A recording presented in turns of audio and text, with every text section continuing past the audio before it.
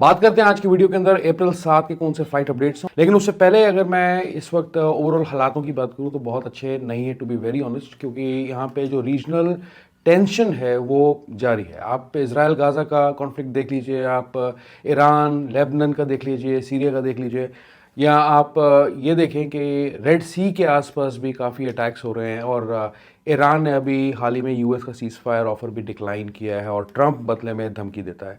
आगे बढ़ने से पहले वीडियो को लाइक करें for more gulf updates through my channel the travel man today. जितने भी एयरलाइंस हैं यूरोप के अंदर या और इंटरनेशनल मार्केट्स में हैं वो एक्चुअली कैंसिल कर रहे हैं फ्लाइट्स इस वक्त because of rising jet fuel prices और स्ट्रेट ऑफ हॉर्मुज की वजह से। अब बात करते हैं हम पहले एयरपोर्ट्स की वन बाय वन डिटेल में आज, उसके बाद मैं फ्लाइट अपडेट्स पे आता हूं। तो बहरेन का जो एयर स्पेस है वो क्लोज्ड है, सस्पेंडेड है, हाई रिस्क कैटेगरी में ये आता है, हेविली रिस्ट्रिक्टेड आप कह सकते हैं। और साथ ही साथ अगर मैं कुवैत की बात करूं तो ये भी जो एयरपोर्ट है बंद ही है, कमर्शियल फ़्लाइट्स टोटली सस्पेंडेड हैं और फेजेस में एक्चुअली सस्पेंड कर रहे हैं फ़्लाइट्स को। और मोस्टली फ़्लाइट्स इनकी सऊदी अरेबिया, दमाम या कई सुमा से ऑपरेट कर रही हैं, जैसे मैंने कुछ वीडियोस में पहले भी कहा आपको। साथ ही साथ अगर मैं कतर एयर स्पेस की बात करूं, हमाद इंटरनेशनल एयरपोर्ट की बात करूं, एयर स्पेस इनका भी देखा जाए क्लोज्ड है, लेकिन मिनिमम ऑपरेशंस के साथ ये कॉशियसली ऑपरेट कर रहे, कतर एयरवेज वहाँ से चल रहा है।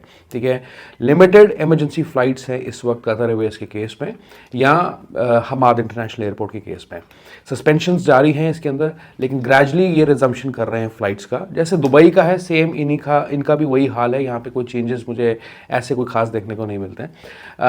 अब जो यूएई का एयर स्पेस है उसकी बात कर लेते हैं, तो पार्शली ओपन है, ऑपरेशनल है, लेकिन लिमिटेड ही है और फ्लाइट्स चल रही हैं, रिड्यूस शेड्यूल में चल रही हैं। स्पेशली एक अपडेट आ रहा है मेरे पास फुजैरा एयरपोर्ट की तरफ से, तो इंडिगो की जो फ्लाइट्स हैं फुजैरा मुंबई और फुजैरा कानूर की फ्लाइट्स चल रही हैं। ओके, तो अगर आप एयरलाइन से मतलब कि इंक्वायरी करना चाहते हैं आप इन्हें कांटेक्ट कर सकते हैं।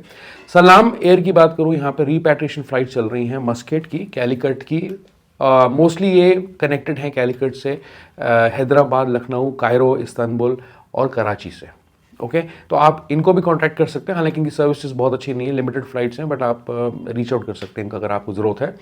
अब यहाँ पर प्रॉब्लम ये है यूएई एयर स्पेस की तरफ से कि चल तो रहे हैं बहुत अच्छे से, एयरपोर्ट सारे चल रहे हैं, जहाँ मैं शारजा की बात करूँ, अबू धाबी की, फुजैरा की बात करूँ, दुबई डीएक्सबी, अल मखतूम की बात करूँ, सब चल रहा है, कोई प्रॉब्लम नहीं है। बट हाँ, एक सडन क्लोजर का डर यहाँ पे है because of repeated missile and drone alerts. ठीक है, इराक एयर स्पेस की बात करूं, कुछ और एयरपोर्ट्स की बात कर लेते हैं जो मिडिल ईस्ट में हैं। कुछ लोगों के ऐसे सवाल आते रहे, तो इराक का जो एयर स्पेस है वो बंद है। रेड सी कॉरिडोर जो है वो भी, जो येमन को लगता है एक्चुअली, कुछ एयरलाइंस हैं वहाँ से अपने रूट कैंसिल कर दिए हैं क्योंकि मिसाइल ड्रोन के रिस्क हैं यहाँ पे। सीरिया की बात करूँ, ये भी क्लोज्ड है due to active conflict. Israel की बात करें, ऑफकोर्स लिमिटेड फ्लाइट्स है, बहुत ही लिमिटेड फ्लाइट्स हैं, एक आधी फ्लाइट दिन की चलती होगी मुश्किल से। जॉर्डन की बात करें, रिस्ट्रिक्टेड है मिसाइल, क्योंकि ऊपर से निकल के जा रही है। जॉर्डन पे कोई डायरेक्ट अटैक तो नहीं है, लेकिन ऊपर से निकल जाती है मिसाइल्स, तो इसलिए फ्लाइट्स को डाइवर्ट कर दिया जाता है, उस एयर स्पेस को अवॉइड किया जाता है।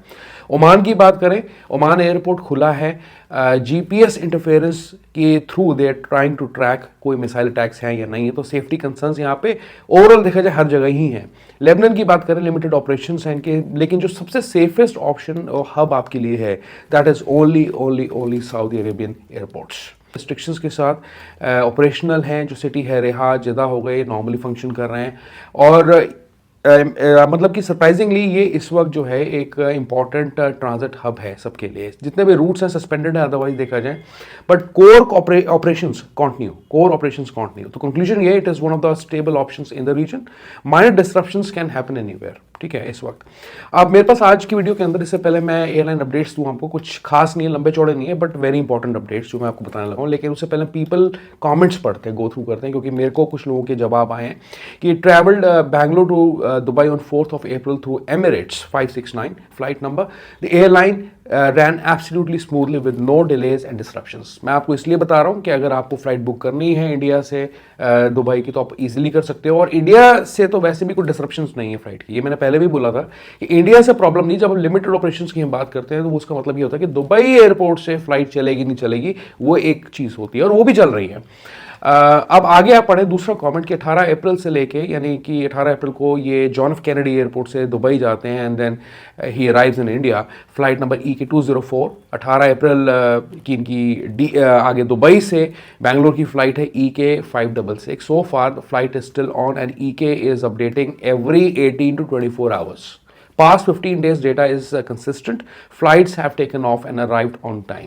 तो ये कह रहे हैं कि अभी इनकी फ्लाइट आगे है एक्चुअली इंडिया की, तो 18 से 24 घंटे के बीच में एमिरेट्स एयरलाइंस की तरफ से नोटिफिकेशंस इनको करंट स्टेटस के ऊपर जाता है और पिछले 15 दिनों से वो अच्छे से जो है नोटिफिकेशन सेंड कर रहे हैं इनको। तो फ्लाइट्स जो है इनकी, जो US की फ़्लाइट थी दुबई की, वो वेल ऑन टाइम थी और यहाँ पे इनको कोई चैलेंज नहीं आया।